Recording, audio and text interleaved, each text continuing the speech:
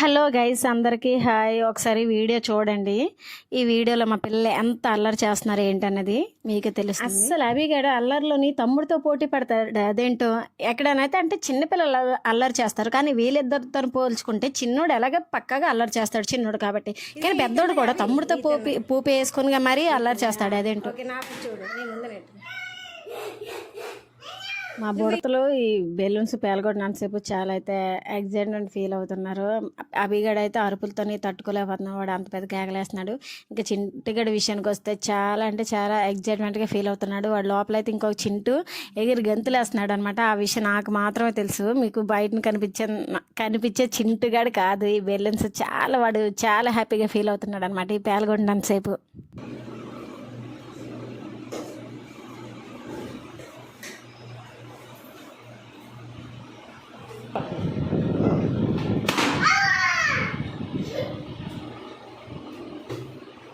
అలాగా సరేలే, మీకు నచ్చినట్లు.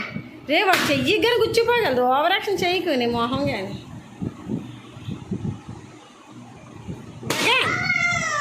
ఆడ ముందుకెళ్ళక, నీ బెలూన్లు అక్కడ ఉన్నాయి కదా.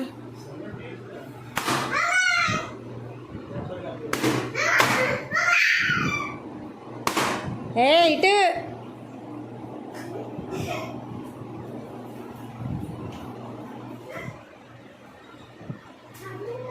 గాలికి ఎగిరిపోతుంది ఇట్రా. ఇప్పుడు చిట్టిబాబు ఇక్కడికి వచ్చి పేల్చు. ఏది నీ చేతిలో ఉంది? ఏది పేల్చు.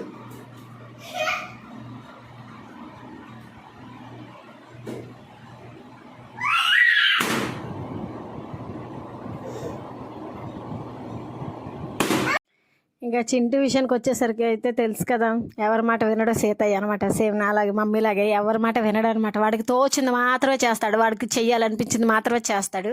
వాళ్ళన్నీ మాట ఆఖరికి వాళ్ళన్నీ మాట కూడా వినే పరిస్థితులు అయితే వాడు లేడు. చూస్తున్నారు కదా, వాళ్ళన్నీ ఎంత బలవంతం పెట్టినా, అరిచేసైనా ఏడ్చేసైనా లాస్ట్కి వాడు అనుకున్నది మాత్రమే ఫాలో చేస్తాడనమాట.